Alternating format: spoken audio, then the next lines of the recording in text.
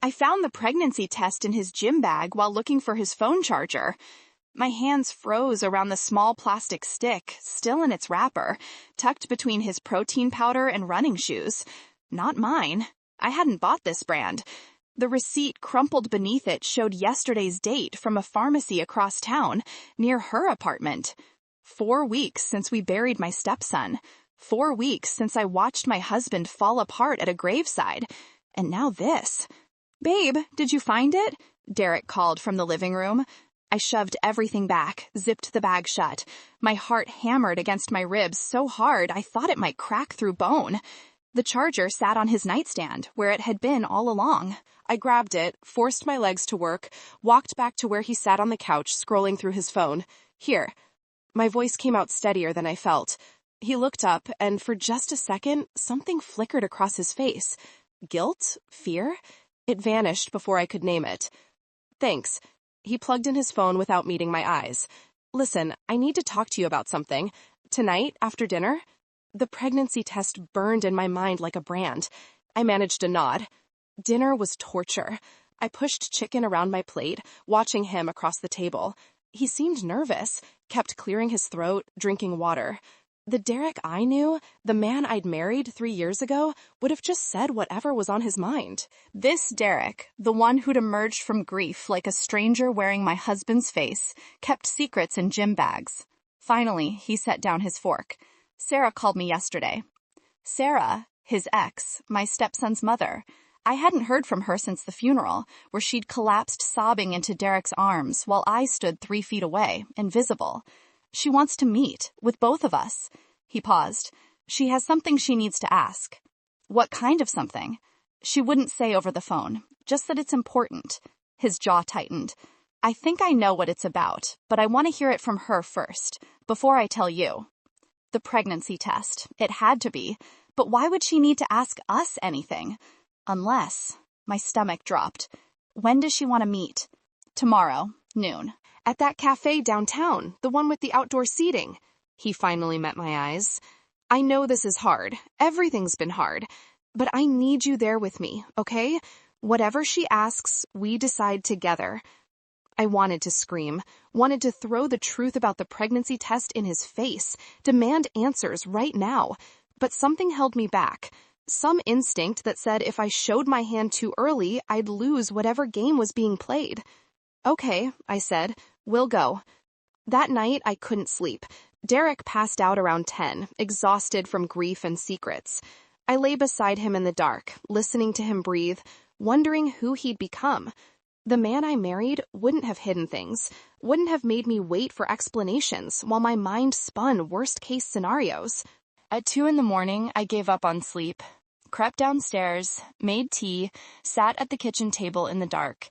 My phone glowed in my hands as I pulled up Sarah's social media. I'd never looked before, had never felt the need. We were cordial, respectful, distant, perfect parallel parenting.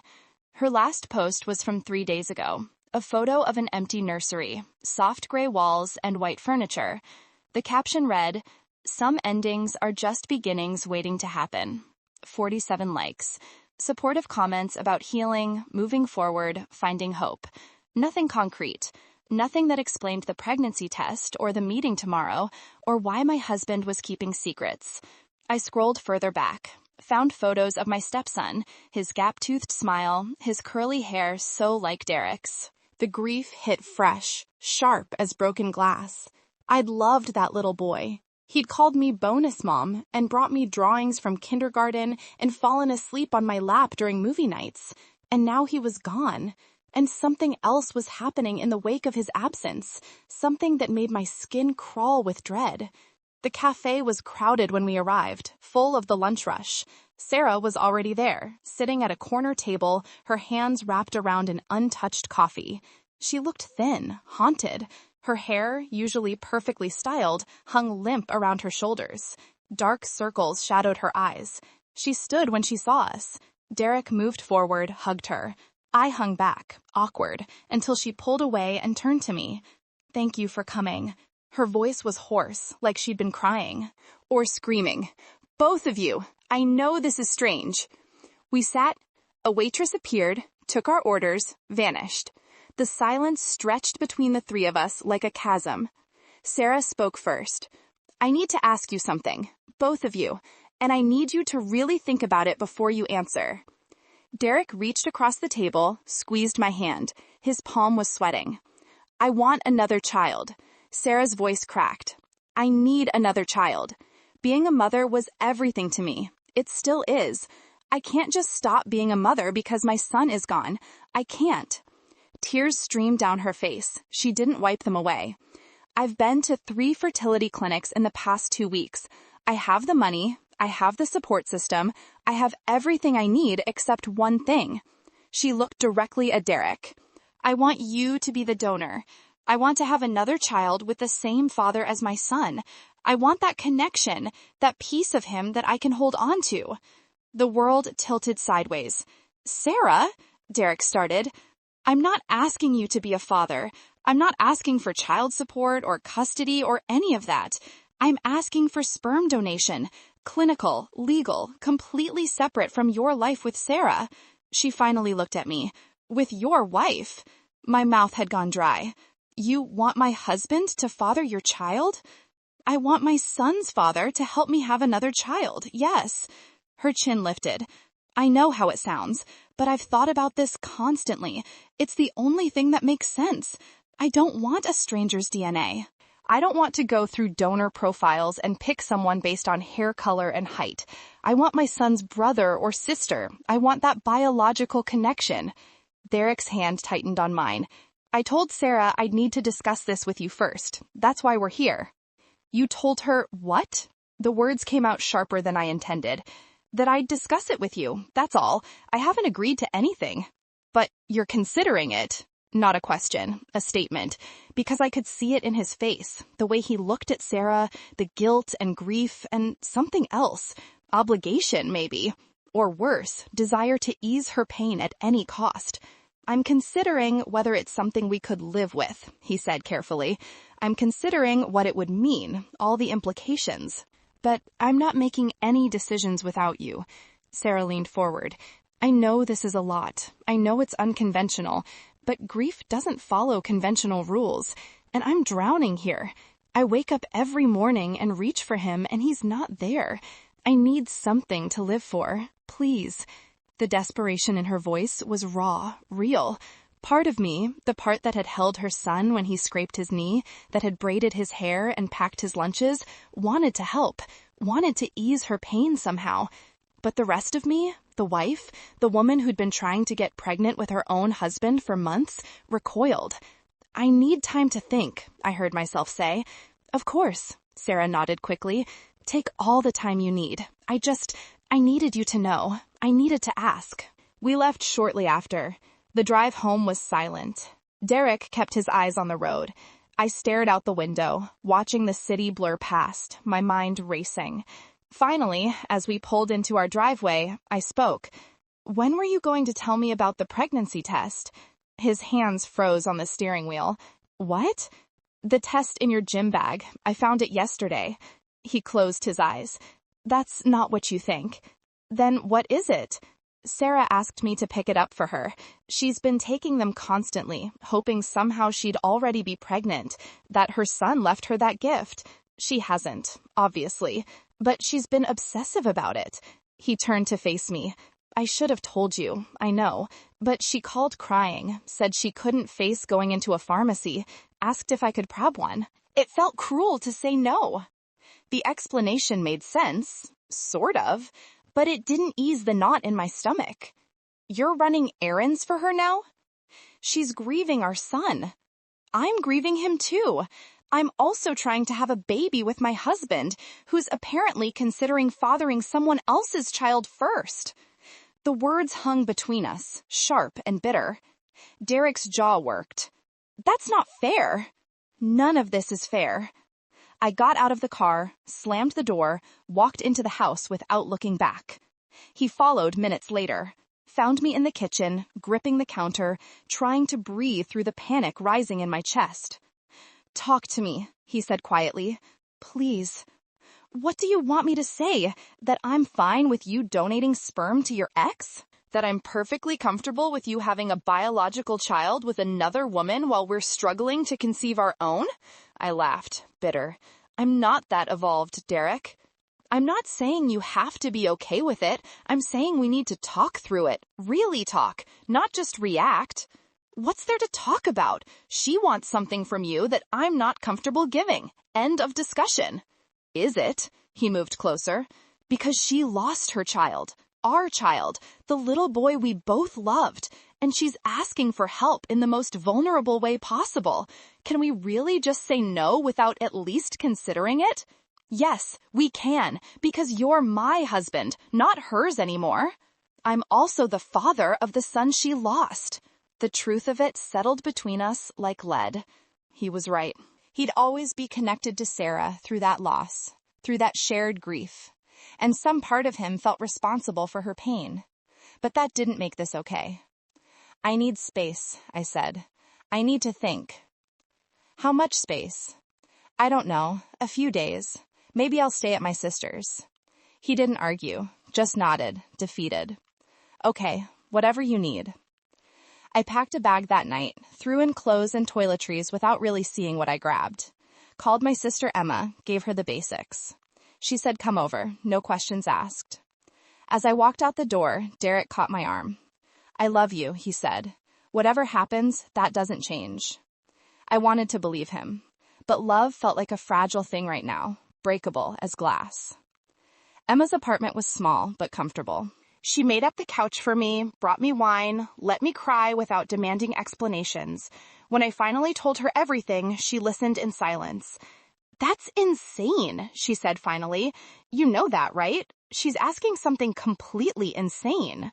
Is it, though? I wiped my eyes. From her perspective, I mean, she's desperate. Desperate doesn't mean reasonable, and it doesn't mean your husband should sacrifice your marriage to make her feel better. He doesn't see it as sacrificing our marriage. Then he's delusional. Emma topped off my wine. You don't owe her this. Neither does he. Grief is terrible, but it doesn't entitle anyone to other people's DNA. I wanted to agree, wanted it to be that simple, but nothing about this was simple. My phone buzzed. Derek. I let it go to voicemail. He called twice more over the next hour. I turned my phone off. 3 days passed at Emma's. She went to work, I worked remotely from her couch, and we spent evenings talking through every angle of the situation. By day 3, I felt clearer, more certain. I couldn't do this. Couldn't watch my husband father another woman's child, even clinically, even legally separate. It would haunt our marriage forever. Every birthday, every milestone, every Christmas, I think about that other child, Sarah's child, the one Derek helped create while we were still trying for our own. I called him on day 4. I want to come home. We need to talk. I've been waiting, he said. Relief flooded his voice. Come home. The house felt different when I walked in. Colder somehow. Derek was waiting in the living room, looking like he hadn't slept. Probably hadn't. We sat on opposite ends of the couch. The distance felt symbolic. I can't do it, I said without preamble. I can't agree to you donating sperm to Sarah. I've tried to see it from every angle, tried to be compassionate and understanding, but I just can't. It crosses too many lines for me. He nodded slowly. I understand. Do you? Because you didn't say no immediately. You considered it. You're still considering it.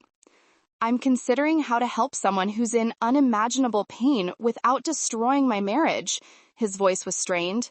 Those things feel mutually exclusive right now.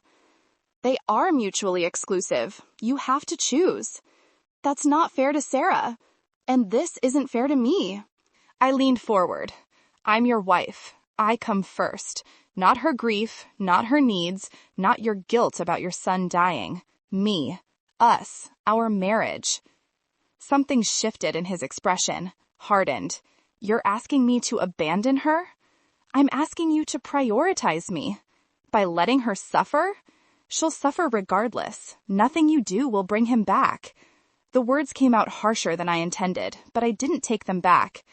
And if you do this, if you give her what she wants, you'll destroy what we have. I'm telling you that right now. I won't stay married to someone who fathers children with other women. Even in this context? Especially in this context, because this context is grief, which means it's emotional and complicated and messy. This context means you'll always be connected to her, to that child, in ways that will hurt me every single day. He stood, paced to the window, stared out at nothing. I told her I'd call her today, give her an answer. My heart hammered. And what answer are you giving? He turned. The look on his face made my blood run cold. I'm telling her yes. The world stopped. What? I'm telling her yes. I'm donating the sperm. His voice was steady, resolved. I've thought about this constantly. I've weighed every factor. And at the end of the day, I can't live with myself if I don't help her. I can't look in the mirror knowing I abandoned her when she needed me most. Even if it costs you your marriage? I'm hoping it doesn't. I'm hoping you'll understand, eventually, that you'll see why this matters. I stood on shaking legs. You're choosing her. I'm choosing compassion. You're choosing her, I repeated, louder, over me, over us, over everything we've built. That's not how I see it. I don't care how you see it. That's what you're doing. Fury and heartbreak warred inside me. And if you do this, we're done. I'm filing for divorce. He flinched, but didn't back down. I hope you'll reconsider. I won't. The clarity was crystalline, sharp.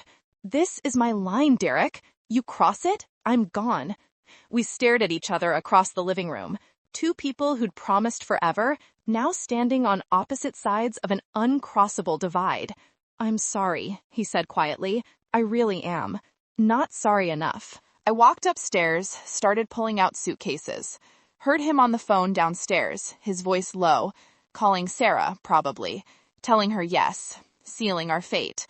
By the time I came back down with my bags, he was off the phone, watching me with red-rimmed eyes.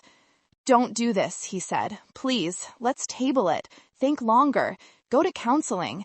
There's nothing to think about. You made your choice. I haven't done anything yet. It's just a conversation. You told her yes. That's doing something. I headed for the door. He didn't stop me. Emma took me back in without questions. I cried for 2 days straight, barely eating, barely sleeping. On day 3, I called a divorce attorney, made an appointment for the following week. Derek texted constantly, called, left voicemails. I ignored them all. Until day 6, when a text came through that made me stop cold. I told Sarah no. Can we talk? Please? I stared at the words until they blurred. Called him. He picked up on the first ring. You told her no? My voice came out rough. I told her no. He sounded exhausted. I couldn't do it. Couldn't lose you. I called her back yesterday, explained that I'd made a mistake, that I couldn't go through with it. She was devastated. But I had to choose, and I chose you. Relief crashed through me, followed immediately by something darker. Doubt, maybe, or resentment that it had taken him 6 days to make the obvious choice. Why now? I asked. What changed? I realized I was trying to fix something that can't be fixed. Our son is gone. Nothing I do will change that. And destroying our marriage won't help Sarah, won't help anyone. It'll just create more loss. He paused. I'm sorry. I'm so sorry. I should have said no immediately. I should have protected us first. I wanted to forgive him, wanted to go home and pretend this had never happened. But something felt broken between us, fractured in a way I wasn't sure could be repaired. I need more time, I said. How much time? I don't know. Are you still filing? The question hung there. Was I? He'd made the right choice, eventually. But the fact that it had been a choice at all, that he'd considered it so seriously, felt like betrayal. I don't know, I repeated. I just need time. Okay. Defeat colored his voice. Whatever you need. I stayed at Emma's another week, thought constantly about what I wanted, what I could live with. Derek had chosen me, yes, but he'd hesitated. He'd made me beg for priority in my own marriage. Could I forgive that? On day 13, Sarah called me. I almost didn't answer, but curiosity won out. Hello? I need to talk to you. Her voice was tight, angry. In person. I don't think that's a good idea. I don't care what you think. Meet me at the same cafe tomorrow, noon. If you don't show up, I'm coming to wherever you're staying. She hung up before I could respond. I told Emma, who immediately said not to go. She's unstable, grieving, and angry. Nothing good comes from that meeting. But I went anyway. Needed to hear whatever she had to say. Needed closure of some kind. Sarah was already there when I arrived. She looked worse than before, if that was possible. Gaunt, hollow-eyed, vibrating with fury. I sat across from her. "What do you want?" "I want you to know what you did." Her voice shook.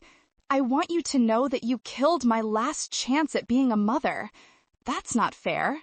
"Fair?" She laughed, bitter and sharp. "You want to talk about fair? I lost my child, my only child. And when I asked for help creating a new life, help that wouldn't have cost you anything, you refused. You made him refuse. It would have cost me my marriage." "Your marriage?" Her eyes blazed. "Your marriage matters more than my entire existence? More than giving meaning back to a life that has no meaning anymore?" "Yes," I said quietly. "My marriage matters more to me than your grief. I'm sorry, but yes." She stared at me like I'd slapped her. Then she reached into her purse, pulled out an envelope, slid it across the table. "Open it." My hands shook as I picked it up. Inside were photos. Recent photos. Derek and Sarah at a restaurant. Derek and Sarah in a park. Derek and Sarah standing close, too close, outside her apartment. "He wasn't just considering helping me," Sarah said softly. "He was helping me try the old-fashioned way." The cafe spun around me. "You're lying." "Those are from the past 2 weeks, while you were at your sister's, while he was calling and texting you, begging you to come home." She leaned forward. "He came to me. Said if he was going to help me conceive, we should at least try naturally first. Said it felt less clinical, more like honoring our son's memory." I couldn't breathe. "You're lying," I repeated, but the photos didn't lie. The timestamps, the locations, the body language. All of it screamed truth. "I'm not, and I wanted you to know because you deserve to know who you're fighting for." She stood. "He chose you, sure, after he'd already betrayed you, after he'd already been with me. So congratulations on winning your marriage back." She walked out, leaving me sitting there with photos scattered across the table, my world imploding for the second time in 2 weeks. I drove straight home. Derek's car was in the driveway. I didn't bother knocking, just used my key, walked in to find him in the kitchen making coffee. "Hey," he said, surprised. "I didn't know you were coming by." I threw the photos on the counter between us. He went white. "Want to explain these?" "Sarah showed you those?" His voice cracked. "When?" 20 minutes ago. "Are they real?" He couldn't meet my eyes. "It's not what it looks like. It looks like you slept with your ex while we were separated, while you were begging me to come home. We didn't sleep together, I swear. We had dinner a few times, talked about everything. She asked me to come to her apartment once, said she needed help moving furniture. But nothing happened. You have to believe me. Why should I believe anything you say?" "Because I'm telling the truth. Those photos are misleading. Sarah's trying to manipulate you.